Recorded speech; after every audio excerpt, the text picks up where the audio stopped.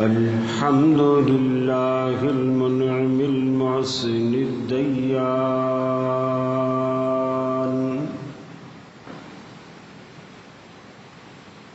ذي الفضل والجود والإحسان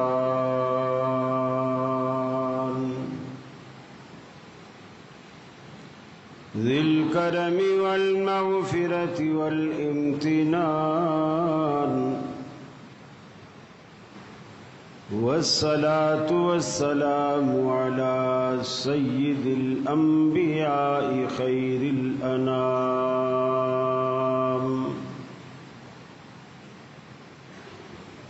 وعلى آله وأصحابه وأزواجه العظام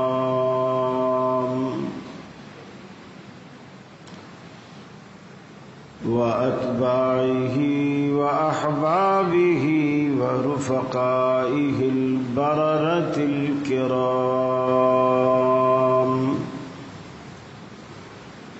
أما بعد فأعوذ بالله من الشيطان الرجيم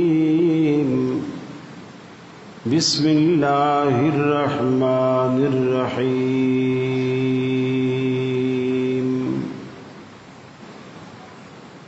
شهر رمضان الذي أنزل فيه القرآن هدى للناس وبينات من الهدى والفرقان فمن شهد منكم الشهر فليصم وقال الله تبارك وتعالى يا أيها الذين آمنوا كتب عليكم الصيام كما كتب على الذين من قبلكم لعلكم تتقون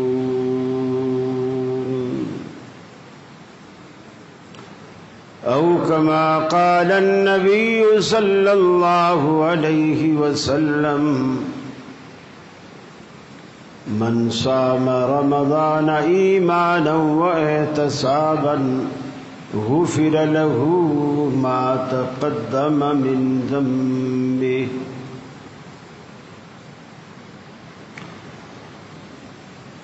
عزیز ساتھیوں، دوستوں اور بزرگوں،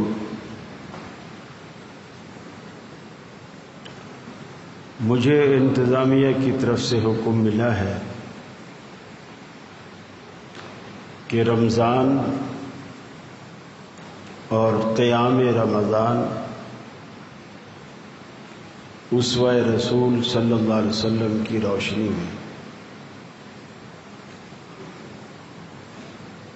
مجھے نہیں معلوم کہ اس کی ضرورت کیوں محسوس کی گئی، چونکہ یہ وہ مسائل ہیں جو عموماً خطیب حضرات رمضان کے جمعوں میں بیان کر چکے ہوتے ہیں۔ اس میں پھر لوگوں کی دلچسپی نہیں رہتی کہ اگر وہی موضوعات، وہی باتیں، روزے کے فضائل، رمضان کے فضائل اور تراویح کے فضائل، بہرحال انتظامیہ نے چونکہ حکم دیا ہے لہذا میں مجبور ہوں وہی گفتگو کرنے پر جو آپ سننا چاہتے ہیں۔ رسول اکرم صلی اللہ علیہ وسلم نے 4 چیزیں رمضان کے ساتھ خصوصیت کے ساتھ جوڑی۔ ایک چیز تو آپ نے یہ جوڑی کہ رمضان المبارک میں آپ قرآن کثرت سے پڑھتے، چونکہ رمضان قرآن کا مہینہ ہے، قرآن رمضان میں اتارا گیا، جبریل امین کے ساتھ آپ قرآن پاک کا دور کرتے، جبریل آپ کو سناتے اور آپ جبریل کو سناتے۔ اور یہ صرف رمضان میں ایسا ہوتا ہے۔ پھر روزہ آپ ویسے بھی رکھتے تھے، پیر جمعرات کا رکھتے تھے، 13، 14، 15 مہینے میں 3 روزے یہ بھی رکھتے تھے، لیکن پورا مہینہ آپ کسی مہینے کے روزے نہیں رکھتے تھے سوائے رمضان کے۔ رمضان کے آپ پورے مہینے کے روزے رکھتے تھے۔ پھر تیسری چیز یہ جوڑی کہ سخاوت آپ رمضان میں کثرت سے کرتے۔ آپ ویسے سخی تھے، گھر میں کبھی کچھ نہیں بچاتے تھے، جو آتا فوراً بانٹ دیتے تھے، لیکن صحابہ کہتے ہیں کہ رمضان کے مہینے میں نبی مکرم صلی اللہ علیہ وسلم کی سخاوت بارش کی طرح برستی تھی، بارش کی طرح۔ اور چوتھی چیز آپ نے جو رمضان کے ساتھ خاص رکھی وہ تھا قیام رمضان۔ ویسے تو قیام آپ ہمیشہ کرتے، ہر آدھی رات کے بعد آپ بستر چھوڑتے، نیند سے اٹھتے، مصلی بچھاتے اور اللہ کے حضور قیام فرماتے، جسے قیام اللیل کا نام بھی دیا جاتا ہے، تہجد کا نام بھی دیا جاتا ہے۔ اگر رمضان میں ہو تو اس کا نام قیام رمضان بھی ہے، عشاء کے فوراً بعد ہو تو اس کا نام ہمارے برے صغیر میں تراویح بھی رکھا جاتا ہے، اور اگر اوپر ایک رکعت پڑھ کر ان کو طاق بنا دیا جائے تو پھر یہ سارے وتر ہو جاتے ہیں۔ یہ پانچوں نام ایک ہی نماز کے نام ہیں، تہجد، تراویح، قیام اللیل، قیام رمضان اور وتر۔ صرف وقت بدلنے سے ان کے نام بدل رہے ہیں۔ رمضان میں پڑھیں تو قیام رمضان، اور رمضان میں بھی آپ آدھی رات کے بعد پڑھیں تو قیام اللیل، اور رمضان میں پڑھیں لیکن عشاء کے فوراً بعد پڑھیں تو پھر ہمارے برے صغیر میں اس کا نام تراویح ہے، اور اگر آدھی رات کو پڑھیں تو پھر اس کا نام قیام اللیل بھی ہے، تہجد بھی ہے، لیکن یہ اس وقت تک ہے جب تک یہ جفت رہے۔ جفت اسے کہتے ہیں جو 2 پر پورا تقسیم ہو جائے، جو فگر، جو عدد 2 پر پورا تقسیم ہو جائے وہ جفت ہے، اور جو 2 پر پورا تقسیم نہ ہو، جیسے 4، یہ جفت ہے۔ آپ 2 پہ تقسیم کریں گے تو 2 آنسر آئے گا۔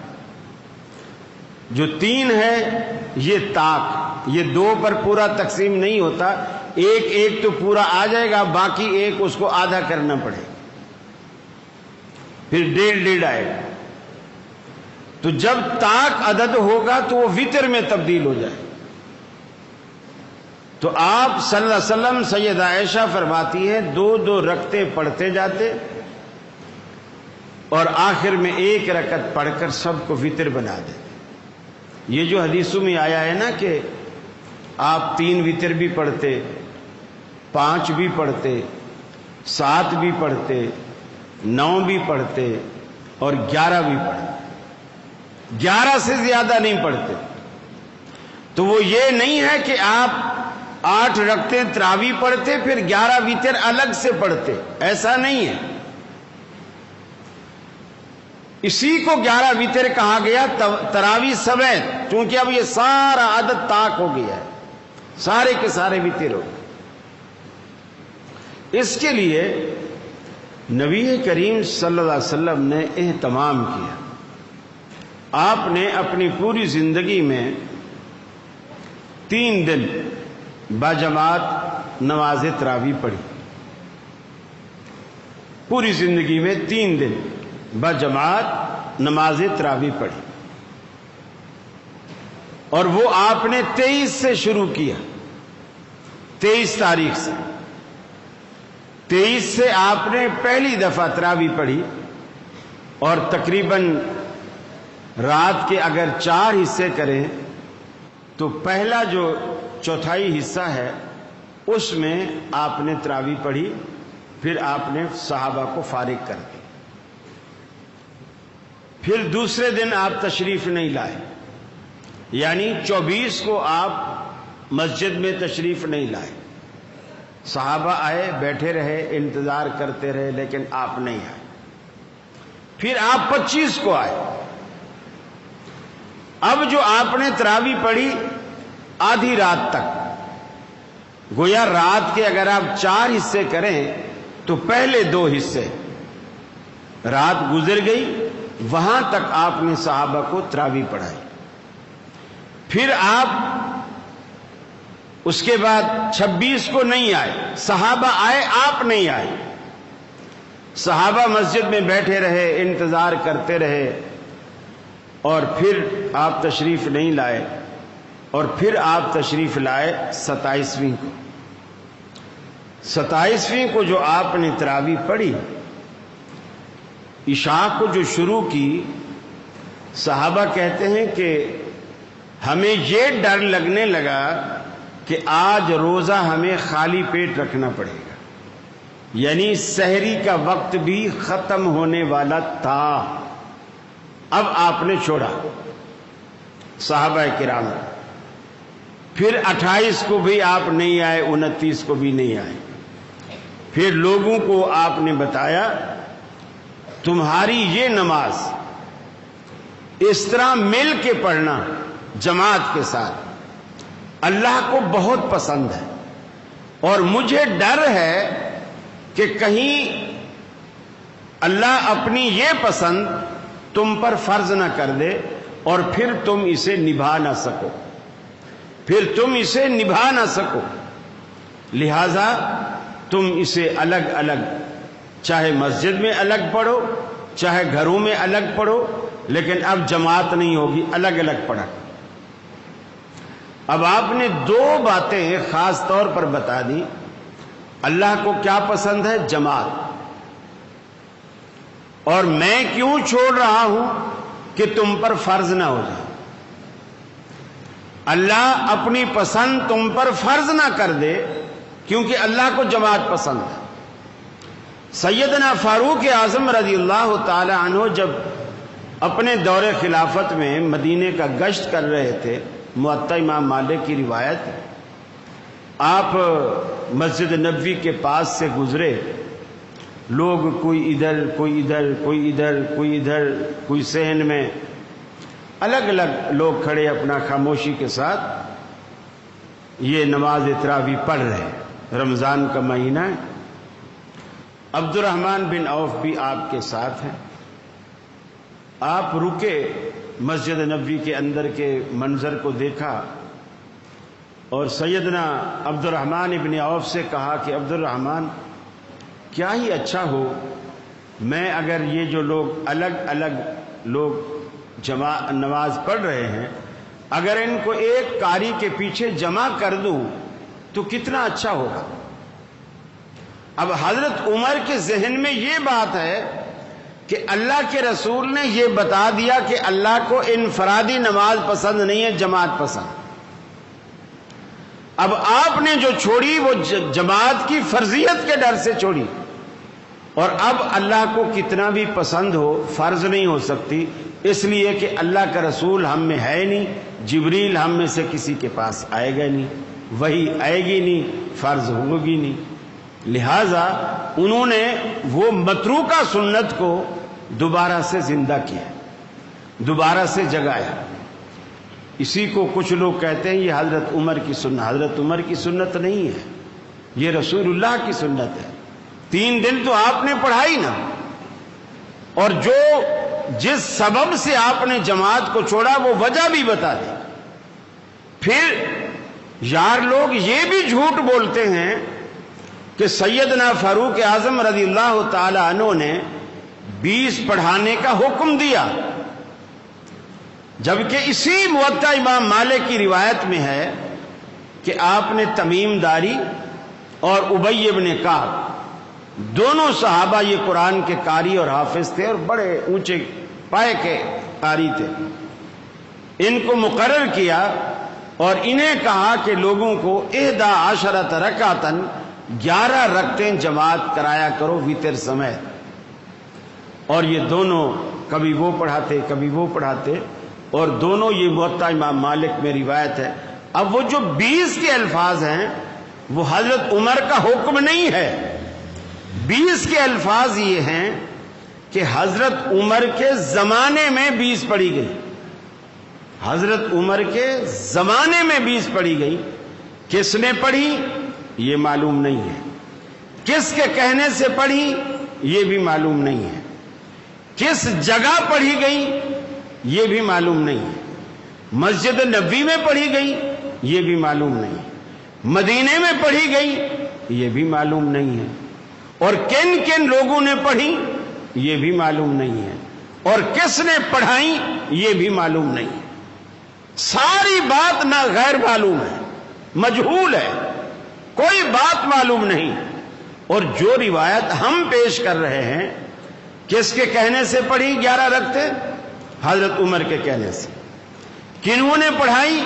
تمیم داری ابی بن کعب نے۔ کہاں پڑھی؟ مدینے میں۔ مدینے میں کس جگہ پڑھائی گئی؟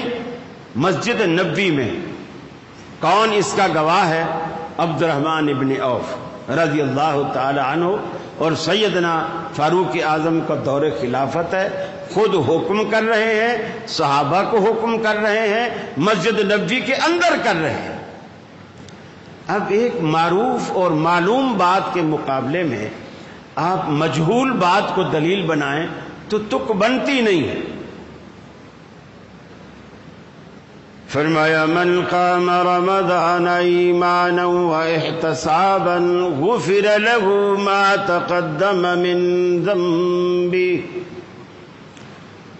جو شخص رمضان کے مہینے میں قیام کرتا ہے، من قام رمضان، رمضان کے مہینے میں راتوں کا قیام کرتا ہے، اپنے نرم و نازک بستر کو چھوڑتا ہے، مسجد میں کھڑا ہوتا ہے یا گھر میں مصلی بچھا کر کھڑا ہے، اللہ کے حضور قیام کرتا ہے ایمان کی حالت میں، احتساب کی حالت میں۔ احتساب کا مطلب یہ ہوا کرتا ہے کہ دل میں ریاکاری کا کوئی شیبہ نہ ہو، خالصتاً اللہ رب العالمین کو خوش کرنے کے لیے اللہ کے حضور قیام کرے۔ اگر رمضان میں فرمایا کوئی ایسا قیام کرتا ہے ایمان کی حالت میں اللہ کو راضی کرنے کے لیے، اس کا فائدہ کیا ہوگا؟ غفر له ما تقدم من ذنبه، اس کے گزشتہ سارے گناہ رب العالمین معاف فرما دے گا، سارے کے سارے گناہ۔ دنیا میں ہر تاجر، ہر بندہ اس کام کو پسند کرتا ہے جس میں انویسٹ سب سے کم ہو، وقت بھی سب سے کم لگے، محنت بھی کم سے کم ہو، اور پرافٹ سب سے زیادہ ہو۔ ہر کاروباری کو وہ کام زیادہ اچھا لگتا ہے جس میں محنت کم ہو، وقت بھی کم لگے، انویسٹ بھی اس پہ کم ہو، لیکن پرافٹ زیادہ۔ اب آپ دیکھیے یہی الفاظ اللہ نے روزے کے بارے میں کہے، فرمایا من صام رمضان ایمانا واحتسابا غفر له ما تقدم من ذنبه، جس بندے نے ایمان کی حالت میں رمضان کے مہینے کا روزہ رکھا، ایک روزہ، من صام رمضان، رمضان کے مہینے کے جس نے روزے رکھے، فرمایا ایمان کی حالت میں احتساب کے ساتھ، فرمایا غفر له ما تقدم من ذنبه، اللہ اس کے گزشتہ سارے کے سارے گناہ معاف فرما دیتا ہے۔ اس میں بھی صبح سے لے کر شام تک بھوکا پیاسا رہنا پڑتا ہے، اور بھی بہت ساری چیزوں سے پابندی کرنی پڑتی ہے، یہ نہ کھاؤ، یہ نہ پیو، یہ نہ کرو، وہ نہ کرو، سارا دن پھر بھی کچھ نہ کچھ پابندیاں رہتی ہیں، پھر جا کر کے یہ صلہ ملتا ہے۔ لیکن قیام میں فرمایا 1 گھنٹہ 1.5 گھنٹہ اگر آپ قیام کرتے ہیں تو فرمایا اس کا بھی اجر وہی ہے، اس کا بھی ثواب وہی ہے، اس کا بھی ثمرہ وہی ہے۔ غفر لہ ما تقدم من ذنبہ، اللہ اس کے گزشتہ سارے گناہ معاف فرما دیتا ہے۔ اس محنت کو رب العالمین نے مزید کم کرتے ہوئے ارشاد فرمایا من قام لیلۃ القدر ایمانا واحتسابا غفر لہ ما تقدم من ذنبہ۔ ارے پورے مہینے کا اگر کسی نے قیام نہیں بھی کیا، فرمایا جس نے صرف لیلۃ القدر کی رات میں قیام کیا، من قام لیلۃ القدر، جس نے صرف شب قدر کا قیام کیا، ایمان کی حالت میں ریاکاری سے بچتے ہوئے اللہ کو خوش کرنے کے لیے اس نے قیام کیا، غفر لہ ما تقدم من ذنبہ، اللہ اس کے بھی گزشتہ سارے گناہ معاف فرما دیتا ہے۔ کتنی کم مدت میں، ارے اس سے بھی زیادہ کم، لیکن فائدے کو رب العالمین نے کم نہیں کیا، جس پر آج الحمدللہ صرف اور صرف اہل حدیث جماعت عمل پیرا۔ اللہ کے رسول نے فرمایا اذا قال الامام غیر المغضوب علیہم ولا الضالین، جب کوئی امام غیر المغضوب علیہم ولا الضالین کہتا ہے، آپ نے فرمایا قولوا آمین، مقتدیوں سے کہا تم آمین کہا کرو، فَإِنَّهُ مَنْ وَافَقَ تَأْمِينَهُ تَأْمِينَ الْمَلَائِكَةِ، جس بندے کی آمین کی آواز آسمان پہ جو اس آمین پر فرشتے بھی آمین کہتے، اس ضالین کے بعد فرشتے بھی آمین کہتے ہیں، وہ اوپر بیت المعمور کے پاس آمین کہتے ہیں، تم زمین پہ کہتے ہو۔ جس بندے کی آمین کی آواز فرشتوں کی آواز کے ساتھ ٹکرا گئی، فرمایا غفر لہ ما تقدم من ذنبہ، اس کے بھی گزشتہ سارے گناہ اللہ معاف فرما دے گا۔ ارے روزے بھی رکھتے ہو اللہ رب العالمین سے بخشش مانگنے کے لیے، تراویاں بھی بخشش مانگنے کے لیے، لیلۃ القدر کا رت جگہ بھی بخشش مانگنے کے لیے، تو اللہ رب العالمین کے پیغمبر نے آمین میں بھی تو وہی اجر وہی ثواب رکھ دیا ہے۔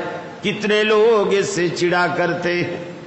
ابن ماجہ کی روایت ہے، یہودی 2 باتوں سے جتنا چڑھتے ہیں اتنا کسی چیز سے نہیں چڑھتے۔ آپ نے صحابہ سے کہا کہ وہ ایک تمہارے سلام سے چڑھتے ہیں، دوسرا تمہاری آمین سے چڑھتے ہیں، اور مسلمانوں اس سے نہ چڑھا کرو۔ اللہ کے رسول نے اسے یہودیوں کی صفت قرار دیا ہے کہ مسلمانوں کے سلام سے اور مسلمانوں کی آمین سے جتنا وہ چڑھتے ہیں اتنا کسی چیز سے نہیں چڑھتے۔ اور فائدہ کیا ہے کہ آپ صرف آمین کہتے ہیں اور اللہ تعالیٰ آپ کی گزشتہ زندگی کے سارے گناہ معاف کر دیتا ہے۔ کتنے بڑے اجر اور کتنے بڑے ثواب کی بات ہے، کتنے بڑے اجر کی بات ہے۔ اور نبی کریم صلی اللہ علیہ وسلم قیام فرماتے، سید عائشہ فرماتی ہیں چونکہ آپ 12 مہینے قیام کرتے تھے، رمضان میں بھی پڑھتے اور غیر رمضان میں بھی، آپ نے تہجد کبھی نہیں چھوڑی، کبھی بھی نہیں چھوڑی۔ دیکھیے کتنی عجیب بات ہے، اللہ تعالی ہمیں یہ کہتا ہے کہ راتوں کو کچھ اٹھ کے کچھ پڑھا بھی کر، یعنی نماز پڑھا کرو، اقم الصلاۃ لدلوق الشمس الی غسق اللیل وقرآن الفجر ان قرآن الفجر کان مشہودا۔ یہ فجر کے وقت جو قرآن مجید کا پڑھنا ہے، یعنی تہجد میں، قیام میں، ایسی صورت میں وہ فرشتوں کی حاضری کا باعث بنتا ہے۔ اللہ ہمیں کہتا ہے کہ اٹھا کرو، پڑھا کرو، اور اپنے نبی سے اللہ کیا کہتا ہے؟ قم اللیل الا قلیلا، اے حبیب آپ رات کو قیام کیا کرو مگر تھوڑا کیا کرو، تھوڑا کیا کرو، اتنا نہیں کرو۔ آپ کے پاؤں پہ ورم آ جاتی ہے، پاؤں سوج جاتے ہیں۔ ہمیں اللہ کہتا ہے اٹھا کرو، اتنا نہیں سویا کرو، اور نبی سے اللہ کہتا ہے سویا بھی کرو، تھوڑا قیام کرو۔ یہ نبی مکرم صلی اللہ علیہ وسلم کی جو نیکی کا جو جذبہ تھا۔ سید عائشہ نے جب آپ سے پوچھا کہ اللہ کے رسول آپ کے پاؤں سوج جاتے ہیں اور آپ تو اتنے برگزیدہ ہیں اور اتنی ساری عبادت کرنے کی کیا ضرورت ہے؟ اللہ تعالیٰ نے تو آپ کی اگلی پچھلی ساری خطائیں اللہ رب العالمین نے معاف فرما دی ہیں، آپ کو اتنا کچھ کرنے کی کیا ضرورت ہے؟ آپ نے فرمایا افلا اکون عبدا شکورا، اے عائشہ کیا تو یہ چاہتی ہے میں اللہ کا شکر گزار بندہ نہ بنوں؟ جس رب نے مجھے اتنا مرتبہ دیا ہے، اتنی شان و شوکت دی ہے، مجھے شفاعت کا حق دیا ہے، مجھے آخری پیغمبر بنایا ہے، مجھے امام الانبیاء بنایا ہے، تو میرا بھی تو کچھ فرض بنتا ہے کہ میں اس ذات کا شکر ادا کروں۔ میں یہ جو کچھ کرتا ہوں یہ شکریہ کے لیے کرتا ہوں، شکریہ کے طور پر کرتا ہوں۔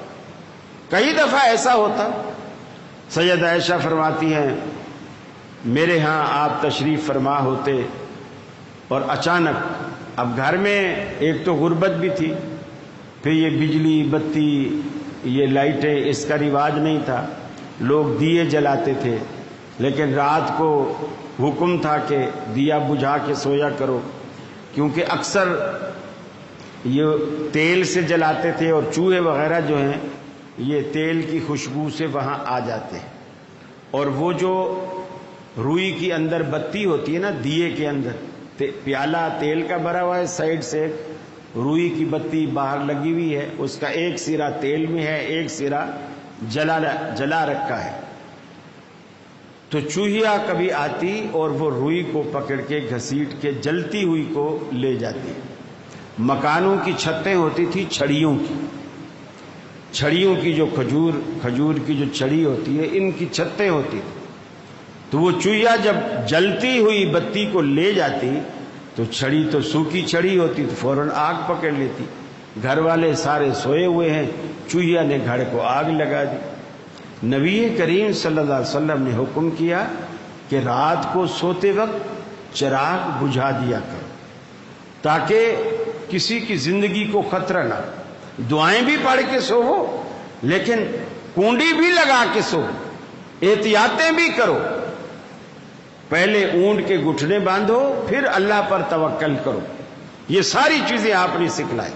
اندھیرا ہوتا تھا، سید عائشہ فرماتی ہے میری اچانک آنکھ کھلتی، میں دیکھتی دائیں بائیں اللہ کے رسول نہیں ہے میری چارپائی پر، پھر فرماتی کہ میں تھوڑا سا چیک کرنے کے لیے تو جس جگہ پر مصلی بچھا کے اللہ کے رسول اکثر نماز پڑھتے تھے، میں اس جگہ پر پھر جا کر کے ایسے اندھیرے میں ہاتھ لگاتی اور پھر مجھے تسلی ہو جاتی کہ اللہ کے رسول صلی اللہ علیہ وسلم میرے گھر میں موجود ہے۔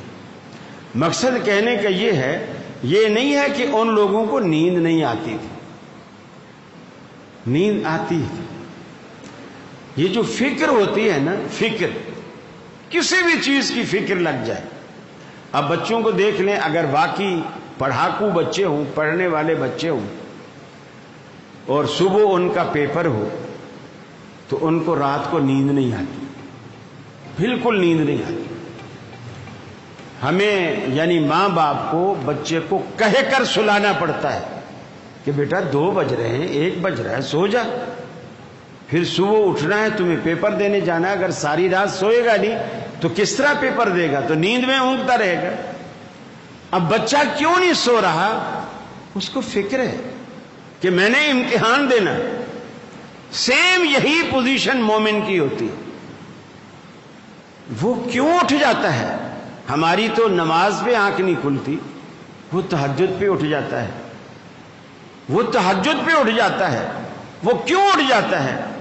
اسے فکر ہوتی ہے کہ میرا امتحان ہونا ہے، اللہ کی عدالت میں پیش ہونا ہے، اللہ نے پوچھنا ہے، میں نے جواب دینا ہے، اللہ کے آگے کیسے جواب دیں گے؟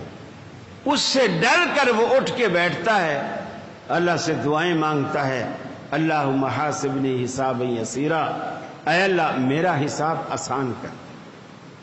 اور یہ اللہ نے جو روزے فرض کیے ہیں نا، یہ صرف ہم پر فرض نہیں کیے، ہم سے پہلے لوگوں پر بھی اللہ رب العالمین نے اسی طرح یہ روزے فرض کیے تھے۔ فرمایا کتب علیکم الصیام کما کتب علی الذین من قبلکم لعلکم تتقون۔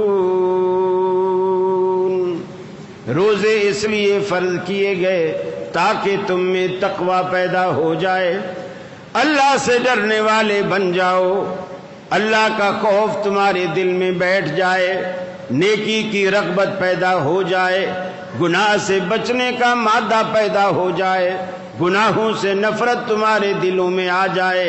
ساری عبادات کا ایک ہی مقصد ہے، ساری کی ساری کائنات رب العالمین نے آپ کے لیے بنا ڈالی، سورج بھی آپ کے لیے، چاند بھی آپ کے لیے، ستارے بھی آپ کے لیے، بلکاتی ندیاں بھی آپ کے لیے، چہچہاتے پرندے بھی آپ کے لیے، اور لہلہاتی کھیتیاں بھی آپ کے لیے، ہرے بھرے سبزے بھی آپ کے لیے۔ ساری دنیا میں رب العالمین نے نعمتوں کا ایک انبار لگا کے رکھ دیا آپ کے لیے، لیکن آپ کو رب العالمین نے صرف اپنے لیے بنایا۔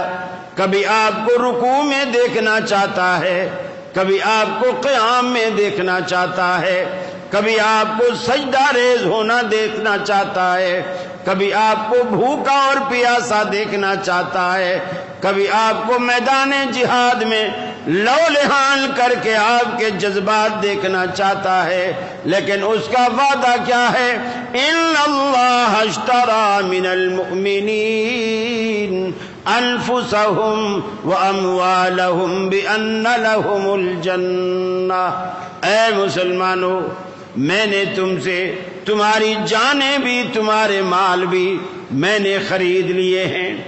آج سے تمہاری جان بھی میری، تمہارا مال بھی میرا، لیکن جو جنتیں میں نے تیار کی ہیں وہ تمہاری۔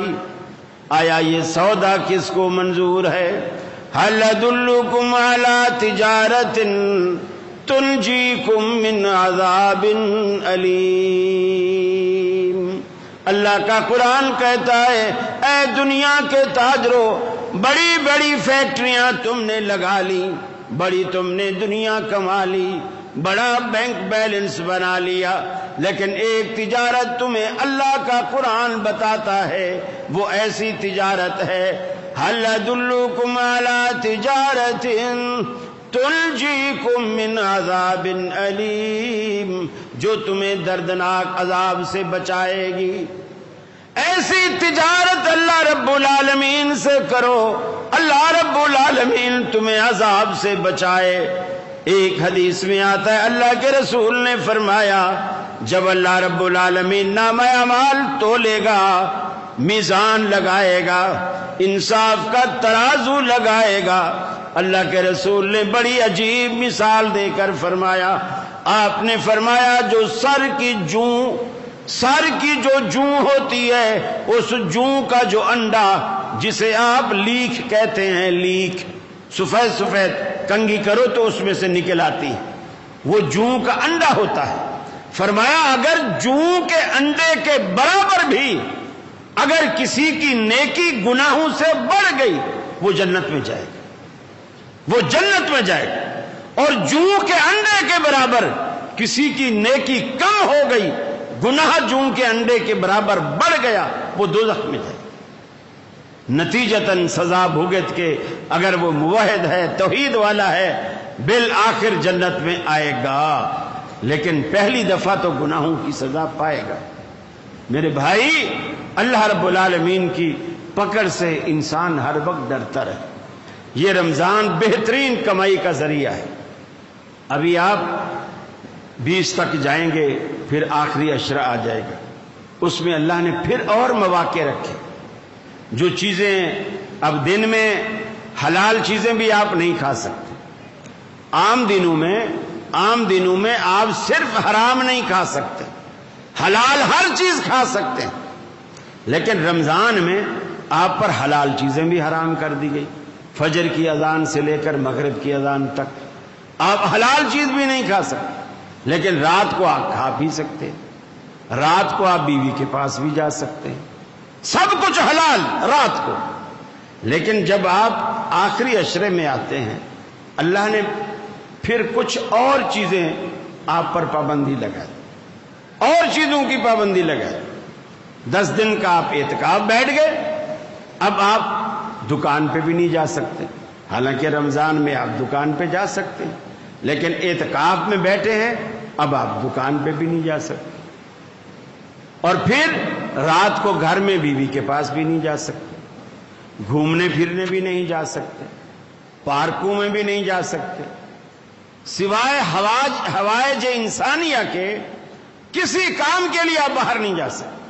حتیٰ کہ کسی جگہ آپ کے عزیز رشتہ دار کا کوئی جنازہ آیا ہے، آپ جس جگہ اعتکاف بیٹھے ہیں، آپ وہاں سے مثلا جنازہ لالو کھیت میں ہے، آپ وہ جنازہ پڑھنے نہیں جا سکتے، اگر جائیں گے تو آپ کو اعتکاف توڑنا پڑے گا۔ اللہ نے یہ پابندیاں رکھی، یعنی حلال چیزیں بھی آپ پر حرام کر دی۔ مختلف شکل میں اللہ نے بندے کو آزمایا ہے کہ اب دیکھیں قربانی کے دن آئیں گے، ذی الحجہ کا چاند نظر آئے گا۔ اسلام کتنا صاف ستھرا مذہب ہے، کتنا صاف ستھرا مذہب ہے، صفائی پسند ہے، لیکن اسلام آپ سے کہے گا ان 10 دنوں میں آپ ناخن نہیں کاٹو، حالانکہ اسلام کو ناخن بالکل نہیں بھاتے، لیکن اسلام کہتا ہے ناخن نہیں کاٹو۔ بڑی ہوئی مونچھیں اللہ کو پسند نہیں ہیں، اللہ کے رسول نے فرمایا اسے تراشو، داڑھی بڑھاؤ، مونچھیں پست کرو، لیکن ان 10 دنوں میں کہا مونچھیں بھی نہیں کاٹو، زیر ناف بغل وہ بھی نہیں صاف کرو، حالانکہ اسلام کو پسند ہے۔ اللہ تعالیٰ کچھ جائز چیزیں بھی آپ پر حرام کر کے آپ کو یہ آزماتا ہے کہ اب تک جو ناخن کاٹتا تھا یہ میرے حکم سے کاٹتا تھا یا اس کو عادت ہے، اس کو عادت ہے یا میرے حکم سے کاٹتا تھا۔ وہ 10 دنوں میں وہ پول کھل جاتا ہے، وہ راز کھل جاتا ہے۔ ہم میں سے کتنے لوگ ہوتے ہیں فیل ہو جاتے ہیں، وہ ناخن بھی کاٹیں گے، ارے یار اب عید کا دن ہے، عید میں سبھی یار دوست ہوئیں گے، میری شیو کتنی بڑی ہوئی ہے، ارے بڑی ہوئی تو رکھ ہی لے نا، یار دوست کتنے آئیں گے، وہ دیکھیں گے پتہ نہیں غریب ہو گیا ہے، اس کو شیو کرنے کا بلیڈ ہی نہیں ملا ہے، کانٹے بڑے ہوئے ہیں، مونچھیں ادھر سے نکلی ہوئی ہیں، عجیب شکل بن گئی ہے، یار میں تو وہ عید سے ایک دن پہلے نائی کے پاس جا کے صاف کرائے گا، کیا فائدہ۔ اب اللہ نے امتحان لیا، فیل ہو گیا۔ اب پردہ اللہ کو کتنا پسند ہے، پردہ اللہ کو پسند ہے، لیکن حالت احرام میں سید عائشہ فرماتی ہیں وہ جو نقاب جسے ہمارے ہاں نقاب کہا جاتا ہے یا وہ ٹوپی والا برقع کہا جاتا ہے، اس طرح کا نہیں ہوتا تھا۔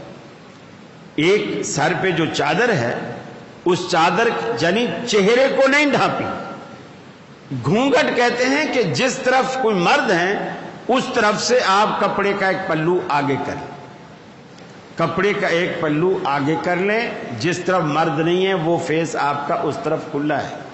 اسی لیے بعض سعودی علماء نے فتویٰ دیا کہ وہ سر پہ ہیٹ یا کوئی اس طرح کی چیز رکھے کہ جو چھجا آگے ایسے بن جائے، پھر اس کے اوپر باریک کپڑا لٹکائے تاکہ اس کپڑا اس کے چہرے پہ نہ آئے، چہرہ نہ ڈھانپے۔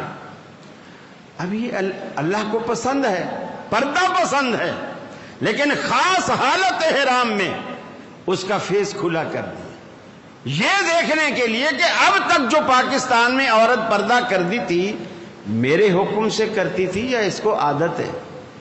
بہت سارے لوگوں کا پول کھل جاتا ہے، وہ جب ساری زندگی پردے میں رہے تو وہ کیسے پردہ کھولے، توبہ توبہ میں اتنے سارے پردے میں واچر، حالانکہ وہاں نماز پڑھنے میں اس میں سعودی گورنمنٹ نے خواتین کے لیے الگ انتظام کیا ہے، لیکن آپ ایسا کر سکتے ہیں کہ کپڑا تھوڑا کڑک قسم کا ہو، ادھر سے کھلا ہو، آگے سے تھوڑا بڑھ جائے۔ ویسے تو خاتون کا گھر والا لباس ہوتا ہے، اوپر آپ چاہیں تو جو برقعے کا الگ سے جو جبہ پہنا جاتا ہے وہ جبہ بھی خواتین پہن سکتی ہیں اپنے لباس کے اوپر سے، لیکن یہ ایک آزمائش ہے، یہ ایک آزمائش ہے جو اللہ نے مختلف صورتوں میں آزمائی ہے، اور ہم اسی میں فیل ہو جاتے ہیں، اسی میں ہم فیل ہو جاتے ہیں۔ لہذا آپ حدیث میں آتا ہے جب رمضان آتا اللہ کے رسول کمر کس لیتے، یعنی مستعد ہو جاتے، ایکٹیو ہو جاتے نماز کے لیے، روزے کے لیے، اور تراویح وغیرہ کے لیے، قیام اللیل کے لیے، اور پھر یہ جو افطاری کا اہتمام ہوتا ہے اس میں بڑا اجر، جتنا ثواب اللہ تعالیٰ نے روزہ رکھنے والے کو دینا ہے اتنا ہی ثواب روزہ کھلوانے والے کو بھی اللہ تعالیٰ دیتا ہے۔ آپ اگر مسجد میں 50 بندوں کا روزہ کھلوا رہے ہیں تو 50 بندوں کے روزوں کا ثواب بھی اللہ آپ کو دے رہا ہے، اور ان کے ثواب سے کمی بھی نہیں ہو رہی۔ تو یہ اللہ تعالیٰ کے بڑے احسانات ہیں، انعامات ہیں۔ اللہ سے دعا ہے اللہ رب العالمین مجھے بھی اور آپ کو بھی عمل کرنے